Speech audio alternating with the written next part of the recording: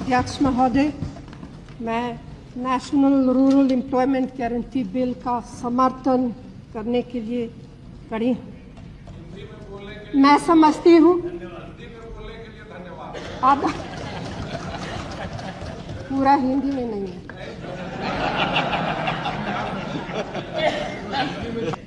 मैं समझती हूँ कि ये एक ऐतिहासिक अवसर है। आज हम 2004 के कांग्रेस पार्टी के घोषणा पत्र का सबसे महत्वपूर्ण वादा पूरा कर रहे हैं और आज हम अपनी यूपीए सरकार के नेशनल कॉमन मिनिमम प्रोग्राम का सबसे महत्वपूर्ण संकल्प पूरा कर रहे हैं।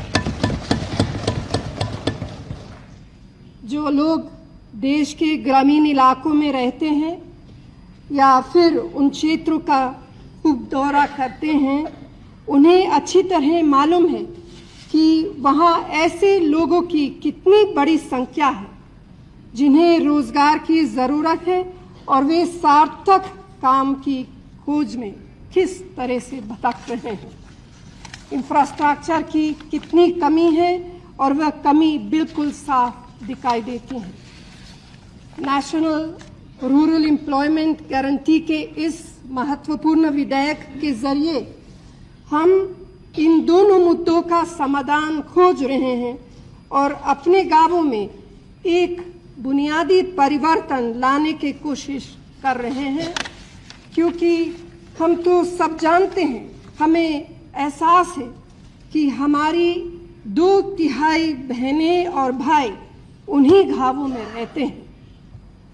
इस विधेयक के जरिए हम उन्हें उनका अधिकार, उनका जायज हक देने की शुरुआत कर रहे हैं, जिससे वे भविष्य में एक बेहतर जिंदगी जी सके। हमने national rural employment guarantee programme के मौजूदा स्वरूप पर पहली बार 2002 में गुवाहाटी के कांग्रेस मुख्यमंत्रियों के सम्मेलन में विचार विमर्श किया था। इसके बाद माउंट आबू में और 2000 में श्रीनगर के सम्मेलन में इन पर फिर से दोबारा चर्चा हुई। हम सब ने महसूस किया कि रोजगार की सुरक्षा देना और ग्रामीण इलाकों में मूलभूत ढांचे को बढ़ाना बहुत ही अनिवार्य है। इस तरह से ऐसा विधेयक हमारी पार्टी के 2004 के घोषणा पत्र का एक केंद्रीय मुद्दा बना। महोदय, 1970 के दशक में जब महाराष्ट्र में सूखे का संकट आया था, तो उस समय मुख्यमंत्री श्री वीपी नायक और गांधीवादी श्री वीएस पागे ने इंदिरा जी के समर्थन से महाराष्ट्र में एक एम्प्लॉयमेंट गारंटी स्कीम लागू की थी। आने वाले वर्षों में इस योजना को राष्ट्रीय स्तर पर लागू करने का प्रयास हुआ, लेकिन किसी न किसी वजह से यह संभव नहीं हो सका। मुझे याद है कि 1980 में इंदिरा जी ने एक rural landless employment guarantee programme शुरू किया था। 87 में राजीव गांधी ने जवाहर रोजगार योजना का आरंभ किया था और फिर 93 में जब डॉक्टर मनमोहन सिंह जी श्री पीवी नरसिम्हा राव के मंत्रिमंडल में वित्त मंत्री थे, उस समय 120 पिछड़े जिलों में एम्प्लॉयमेंट एश्योरेंस स्कीम शुरू हुई।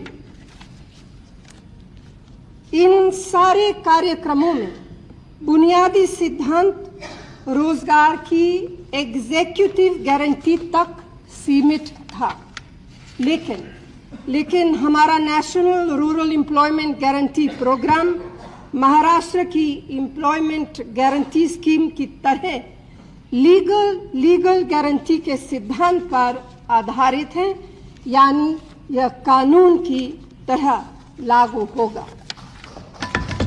अध्यक्ष महोदय, ये बिल, जैसे कि रघुवंशी ने कहा और कल्याण सिंह जी भी ने कहा, सामाजिक कार्यकर्ताओं, स्वयंसेवी संस्थाओं, अनुभवी प्रशासकों और खुद ग्रामीण इलाकों में रहने वाले लोगों के साथ व्यापक विचार विमर्श के बाद तैयार हुआ है। एनएसी को भी इसकी मुख्य बातों को विस्तार से देखने और समझने का मौका मिला है और स्टैंडिंग कमेटी और रघुवंशी के मंत्रालय और बाकी अन्य मंत्रालय ने भी इस पर गंभीरता से विचार किया है और इस पर बारीकी से पब्लिक डिबेट भी हुई थी।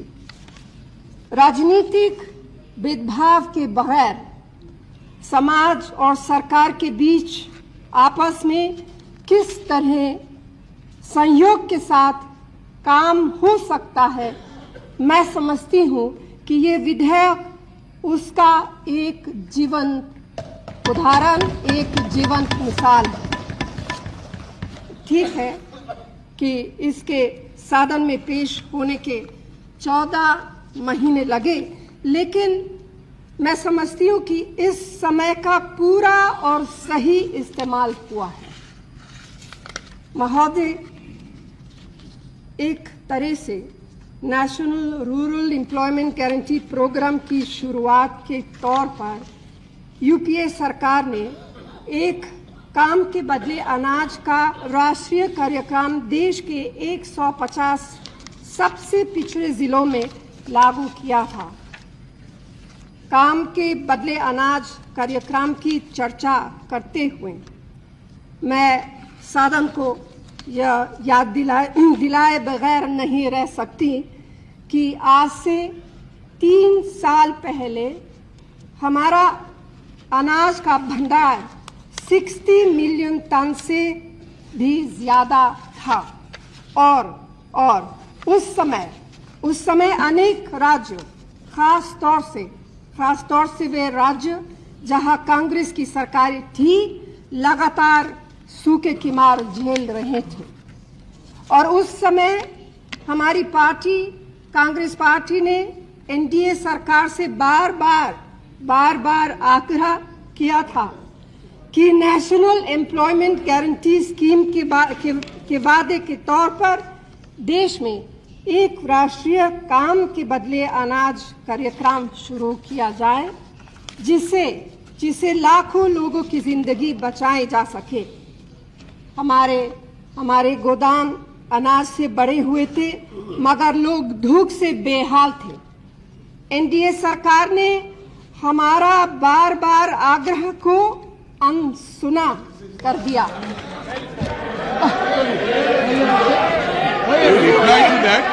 आप जवाब दीजिए।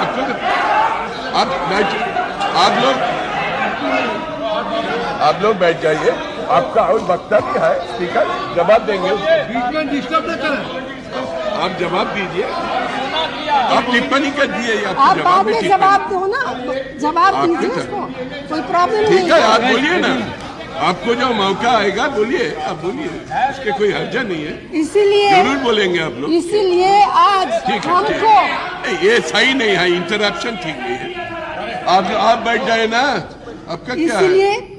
इसीलिए हम सबको इस तरफ, हम सबको जो कांग्रेस और यूपीए में है, इस बात का गर्व और इस बात का संतोष है कि इस विधेयक के जरिए हम उन करोड़ों लोगों को की मदद करने की कोशिश कर रहे हैं जिन्हें इसकी सचमुच जरूरत है। महोदय, मैं बहुत संक्षेप में महाराष्ट्र की एम्प्लॉयमेंट गारंटी स्कीम के कुछ फायदे गिनाना चाहती हूँ और यहाँ मेरे पास एक रिपोर्ट है आंकड़े के साथ। इसके लागू होने से खेत मजदूरों को ज्यादा वेतन मिला, उनकी जिंदगी में, खास तौर से महिलाओं की जिंदगी में काफी सुधार हुआ। और कुछ आंकड़े बताते हैं कि वहां एम्प्लॉयमेंट गारंटी स्कीम में काम करने वाले लोगों में 40 से 50% तक महिलाएं हैं। जहां सिंचाई के साधन नहीं है, वहां भी उत्पादन बढ़ा है। और एक बात की जानकारी शायद काफी लोगों को नहीं है कि 1990 के दशक में इस एम्प्लॉयमेंट गारंटी स्कीम के जरिए करीब 10 लाख हेक्टेयर जमीन को बागवानी के लायक बनाया गया था।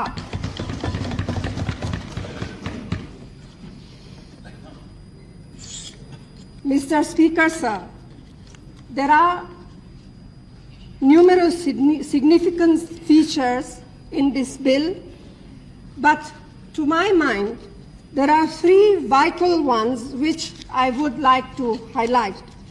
First, elected panchayats institutions have been given a pivotal role. This program would therefore lead to the financial and administrative empowerment of panchayat bodies as well. Second, the bill goes beyond traditional civil work. It includes watershed development, renovation of water bodies, desilting of tanks, afforestation, and wasteland restoration. And for the first time, irrigation works can be taken up on lands owned by members of the scheduled caste and scheduled tribe, and also women laborers will be given priority. Third, the bill clearly prohibits, and I think this is a very important aspect of this bill, it clearly prohibits the engagement of contractors for the execution of works. Now, these significant features apart, a most important thing to keep in mind is that this act is coming into force against the background of the UPA Right to Information Act passed in this House 3 months ago. Now, this is an act far, far more progressive than the previous one. The new Right to Information Act will therefore enable social audit and greater public scrutiny of the program. It will ensure greater accountability of panchayat bodies and district administrations as well. And for example, master rolls will no longer be kept secret, and budgets and works will have to be made public. Now, all this together will ensure that only those who really need work will be employed, and only those schemes required by the community will be taken up. Mr. Speaker, sir, employment guarantee programs are no substitute for sustained economic growth. And we see economic growth and employment guarantee and such programs going hand in hand. We also do not see, like some do, such programs as handouts, as dole, or as populist giveaway. We see this act as the human face of economic reforms, making the process of economic growth more inclusive, more equitable. This program is part of the Congress Party and the UPA agenda for social transformation. It is part of an agenda which in the last 14 months has seen unprecedented increases in public expenditure in elementary education, midday meals, public health, and women and child development. It is an agenda to which all of us in the UPA are firmly committed. Mr. Speaker, sir, our country is full of success stories which inspire us, but there is still widespread destitution which pains us and challenges us. Our country has touched great heights of endeavor, which we, of course, acclaim, yet there is still vast deprivation which we must all strive to eliminate. We all know only too well how inequitable, how unjust the lives of the poor are, especially when we compare them to the excesses and the waste that we see all around these days. This National Rural Employment Guarantee Act is a response to the needs of crores of Indians whose right it is a better life for themselves and for their children. A time will come, and I hope not too far in the future, when there will be no need for such extensive program. But till such a time, I believe we cannot just sit idly by and hope that economic reforms alone will create adequate employment opportunities in rural India. Sir, I would just like to say 2 words on the financial implications of this legislation, because there have been some critical comment. I believe that an economy which is growing at 7% per year, such economy can and should find the resources for such a crucial intervention. And while it is for the central government to find the bulk of the resources, the states too have a key role, a critical role to play in its monitoring, in its implementation. I also do feel that we must use this momentous occasion to effect fundamental changes in government expenditure to better support larger social goals. And I believe that we also need to consolidate our many schemes and programs.